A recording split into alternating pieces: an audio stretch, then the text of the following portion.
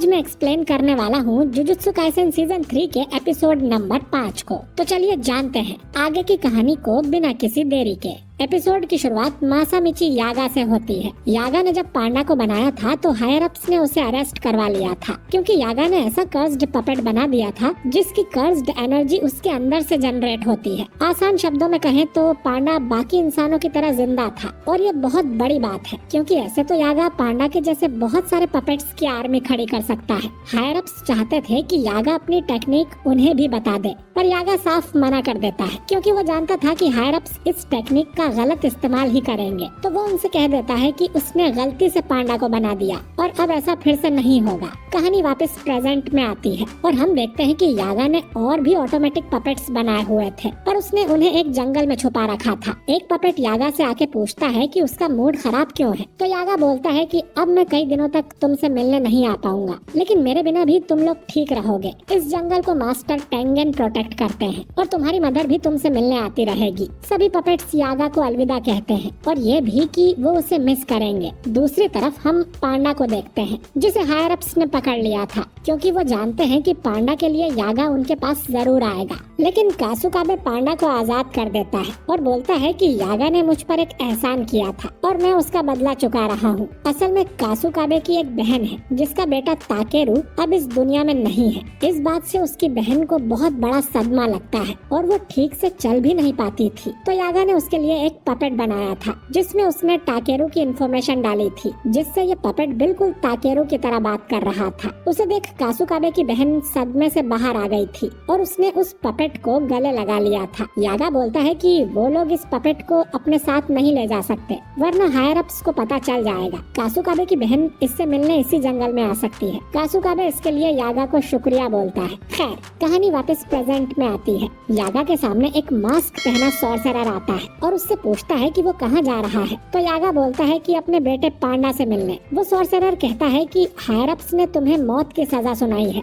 अगर तुम बचना चाहते हो तो बता दो कि ऑटोमेटिक पपेट्स कैसे बनाते हैं। यागा बोलता है कि गोजो नहीं है तो तुम लोगों की हिम्मत कुछ ज्यादा ही बढ़ गई है, और वो लड़ने को तैयार हो जाता है। तभी उसे गिटार की आवाज सुनाई देती है और वो देखता है कि गाकुगानजी भी उसे यहाँ मारने आया था। इनमें लड़ाई होती है और ये यागा को बुरी तरह से घायल कर देते हैं। गाकुगानजी फिर उस दूसरे सॉर्सरर को यहाँ से जाने को बोलता है। इसके बाद यागा ऑटोमेटिक पपेट बनाने की मेथड बताने लगता है कि उन्हें सोल इन्फॉर्मेशन की कॉपी करके कर्स्ड पपेट के कोर में डालना होता है। उन्हें 3 सोल्स को एक कोर में डालना होगा जो एक दूसरे को ऑब्जर्व करती रहेंगी, और करीब 3 महीने बाद एक ऑटोमेटिक पपेट बन जाएगा। गाकुगानजी पूछता है कि तुम ये सब अब क्यों बता रहे हो, पहले बताते तो तुम बच सकते थे। यागा बोलता है कि ये एक कर्स है जो मैं अब तुम्हें दे रहा हूँ। तभी पांडा यहाँ भागते हुए आता है और देखता है कि उसने आने में देर कर दी क्योंकि उसका फादर यागा अब इस दुनिया में नहीं है। वो भागकर यागा के पास जाता है। गाकुगानजी पूछता है कि तुम मुझसे लड़ोगे नहीं,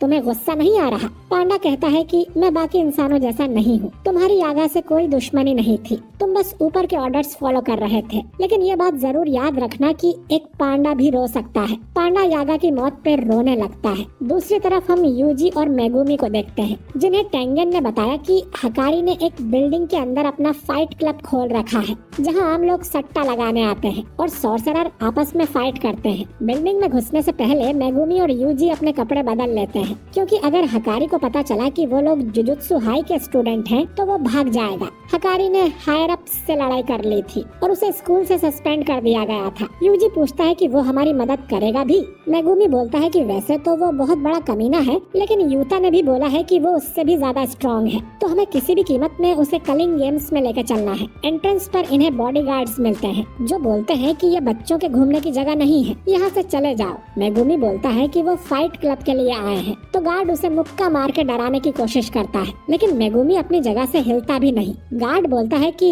फाइट क्लब का पहला रूल है कि फाइट क्लब के बारे में किसी को नहीं बताते। मेगुमी बोलता है कि मुझे जिस फाइटर ने बताया था मैं उसे मार चुका हूँ और अब मैं खुद उस फाइटर की जगह लड़ने आया हूँ। तभी उस गार्ड को अपने बॉस का कॉल आता है और वो बोलता है कि बॉस मान गए हैं, लेकिन फाइट में हिस्सा मेगुमी नहीं बल्कि यूजी लेगा। मेगुमी समझ जाता है कि इनका बॉस हकारी है और उसने सीसीटीवी में इन्हें देख लिया होगा। अब यूजी का काम है अंदर सबको इम्प्रेस करके किसी तरह हकारी से मिलना। वहीं मेगुमी बाहर से अंदर घुसने की कोशिश करेगा। अगर वो पकड़े गए तो उन्हें सारे गार्ड्स को पीट कर हकारी तक जाना होगा, लेकिन उन्हें हकारी की मदद चाहिए तो उन्हें हकारी को गुस्सा दिलाने का कोई काम नहीं करना है। अब शाम को यूजी अंदर जाता है। गार्ड उसे बताता है कि फाइट के 2 रूल्स हैं। पहला कि फाइट करने वाले फाइट छोड़ के भाग नहीं सकते और दूसरा कि उन्हें कर्स्ड टेक्निक का इस्तेमाल नहीं करना है, क्योंकि आम लोग कर्स टेक्निक को देख नहीं सकते तो उनके लिए मैच बोरिंग हो जाता है। यूजी पूछता है कि उनका बॉस कैसा है तो गार्ड बोलता है कि तुम खुद उनसे मिलकर देख लेना। यहाँ 2 तरह के मैच होते हैं, पहले तो असली और दूसरे स्क्रिप्टेड,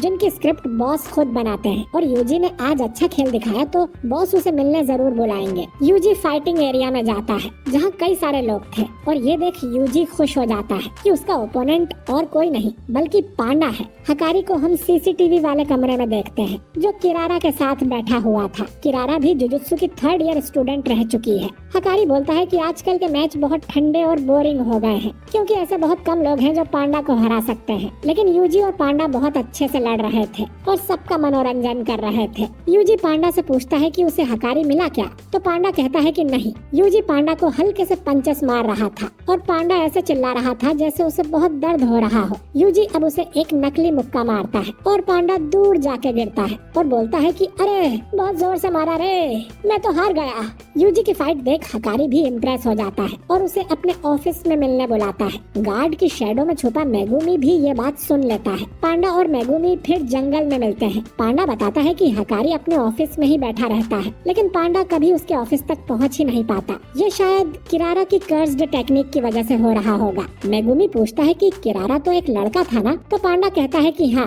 स्कूल में वो लड़का ही था। खैर, अब सब कुछ यूजी के हाथ में है। पांडा कहता है कि यूजी की पर्सनैलिटी हकारी को जरूर पसंद आएगी, लेकिन यूजी को ढंग से झूठ बोलना नहीं आता, तो वो पकड़ा न जाए इस डर से दोनों डिसाइड करते हैं कि जैसे ही यूजी हकारी के रूम में जाएगा ये बाहर के सभी गार्ड्स को सुला देंगे। बस दिक्कत किरारा की टेक्निक है। इधर यूजी और भी मैच जीत जाता है और फिर हकारी उसे अपने रूम में बुलाता है। हकारी यूजी से पूछता है कि क्या तुम दिन में सिर्फ 1 घंटा काम करके महीने के 10,000 येन कमाना चाहते हो? यूजी पूछता है कि काम कौन सा करना है, तो हकारी कहता है कि वो जानने के लिए तुम्हें 20,000 येन देकर एक कोर्स खरीदना होगा। यूजी बोलता है कि ये तो स्कैम है। हकारी कहता है कि बिल्कुल सही कहा, ये एक काफी जाना माना स्कैम है जिसमें एक आदमी खुद अमीर होने का नाटक करता है और बोलता है कि तुम्हें भी अमीर होना है तो मेरा कोर्स खरीद लो। लेकिन काफी मूर्ख लोग हैं जो इसमें फंस जाते हैं और इसका कारण है गर्मी। सबके अंदर गर्मी होती है अमीर बन के अपनी जिंदगी बदलने की। इसके बिना तो लोग प्यार भी नहीं कर सकते और हकारी को गर्मी बहुत पसंद है और गर्मी का मतलब है गैम्बलिंग।